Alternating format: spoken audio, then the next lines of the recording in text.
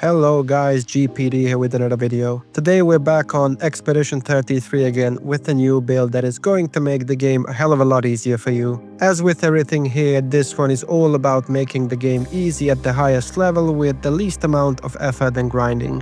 The build we are doing today is literally a 2-button build centered around our main damage girl, Maelle. Quick disclaimer here, this build is obtainable only after defeating the Paintress, since most Pictos needed for this one are locked behind some heavy hitting bosses, and more importantly you will need to unlock flying and diving with SGA. However, when you complete the build, the rest of the game and New Game Plus are going to be a joke. I've tested it quite extensively and I one-shot almost every encounter in the game, including Mama and Papa. Whether it is more enemies or just one, it's pretty much guaranteed to finish off the encounter on the first move, since it dishes out 65 million on a single target and around 5 million to multiple enemies. I did not, however, manage to finish off New Game Plus Simon, but it does chug away 2/3 of his health on the first turn. While there are crazier builds that are able to dish out more damage, this one is by far the simplest, since it doesn't require you to pull off some crazy stunts where you have to buff up one character and then die with the other two in order to drop what essentially is a nuclear bomb on the enemy. I did initially consider to make a video about such a build, but while I was putting it together and trying to execute it, I felt that my brain cells were dying, which is tragic enough since I barely have any to begin with, and after careful consideration, I decided that this one is going to be just fine for most of the player base of this game. Before we start getting deeper into the video, I just want to take the opportunity here and thank you all for your support. While starting out a channel is not easy by any means, your support makes it worth the while, and believe me when I tell you, it means the world to me. Keep watching for as long as you can, since that goes a long way with the algorithm, and if you like what I'm doing here, remember to subscribe to the channel. One tiny click for you is a big step forward for me. Back to the build. Like I've said before, this build is a 2-skill combo centered around Maelle. It is extremely simple to play with, doesn't require some complex buffing shenanigans, and while some Pictos are a bit tricky to acquire, a lot of them can be bought from your friendly gestrels or obtained through the main story. Our main goal here is to get as many shields as possible, since that will increase our damage quite a lot, and exploiting the Virtuo stands for that juicy 200% extra damage. Our weapon of choice this time is the Yeberum. The weapon comes with the perks of giving us a shield when we apply Shell, rewarding 1 AP when we get a shield, which honestly is not that important but it doesn't hurt, and doubling all of our shields when we switch to Virtuous stance. Needless to say that the attributes we will be opting for are Defense, Agility and Might, since those scale best with our weapon. This weapon is sold by the Gestural Merchant Groa located in Renwar's Drafts. The only thing you gotta do is slap him around for a little while and eventually he'll budge and sell it to you for a nice price.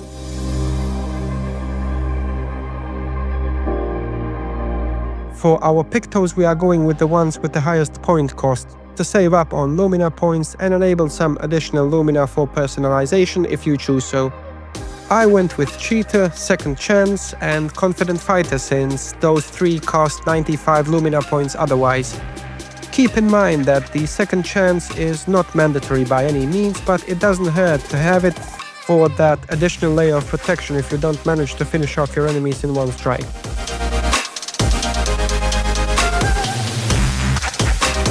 When it comes to Lumina for this build, well, you are going to need a total of 166 points to activate all the Lumina we need to get to that 65 million mark.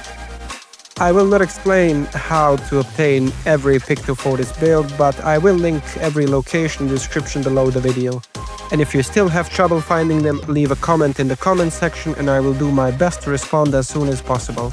The Lumina we will be using are at Death's Door for an extra 50% damage when fighting alone, Augmented First Strike for another 50% damage on our first hit, which is good enough since we only need that one hit anyway, Auto Rush and Auto Shell to gain Rush and Shell on battle start, Empowering Last Stand to gain Powerful on battle start, First Offensive for an additional 50% damage with our first strike, First Strike to ensure that we always play first, Glass Cannon for an extra 25% more damage, Greater Powerful for an extra 15% damage, Immaculate for an extra 30% damage until we receive a hit, which we will not since, again, we only need one hit, Immediate Stress to give us 3 shields on battle start, Inverted Affinity to apply the inverted status effect on ourselves at battle start and give us an additional 50% damage.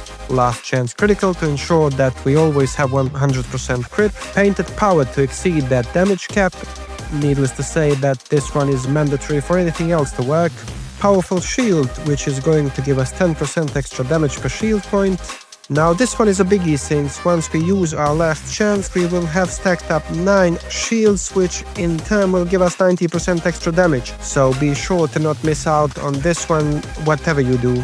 Protecting Last Stand to get shell when fighting alone. Shield Affinity to get another 30% extra damage. Solidify to give us 2 more shields when we are below 50% health. Solo Fighter to get an extra 50% more damage. Tainted for an extra 15% damage per status effect active, adding up to a total of 45 with all the effects that we're gonna have on us. Warming Up for an extra 5% more damage. And finally, the sketchiest out of all of them, Roulette for a chance to deal either an additional 200% extra damage or to deal 50% of our damage, but we will stay optimistic and hope at that 200.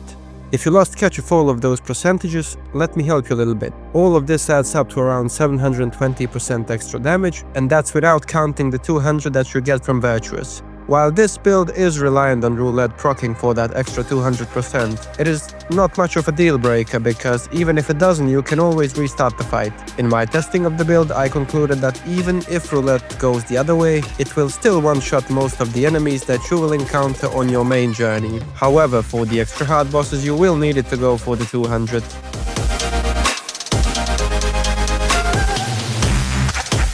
The way this build works is pretty simple.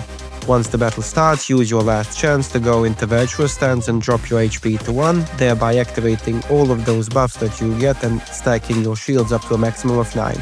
After that, the cheater Picto is gonna allow for an additional turn where you will use your standout skill. If Roulette procs for that 200%, you will deal 65 million damage. And that is going to be all she wrote. If it doesn't, however, you just restart the fight and hope for the best next time. Multi-target encounters are not much different. Instead of Stand Hull, just use Phantom Strike.